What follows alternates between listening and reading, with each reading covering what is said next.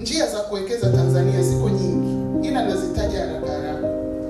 Njia ya kwanza, vikoba, SACCOS. Wangapi hawako kwenye vikoba? Tunyoshe mkono.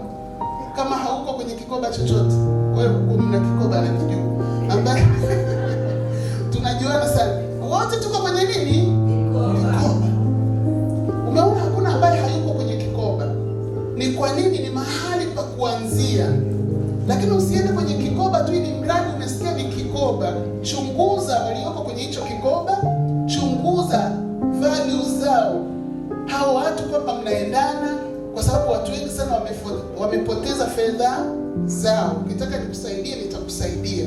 Vivyo hivyo kwenye SACCOS, sio kila SACCOS unaingia. Watu wengi wamepoteza fedha kwenye SACCOS, lakini wengi tumefaidika. Mimi ni mwenyekiti wa vikoba ya wenzi wa wachungaji.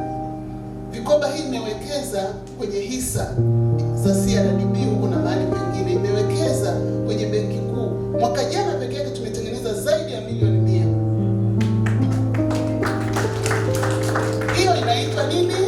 Vikoba. Kwa hiyo ile vikoba unayojua wewe, ni vikoba ambayo inaendeshwa, vikoba ambayo imewahi kupewa zawadi ya vikoba inayoendeshwa professionally.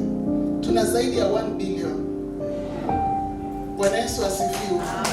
Kwa maana hiyo tunapozungumza kwa habari ya vikoba, kuna ile vikoba yako unayojua, na kuna vikoba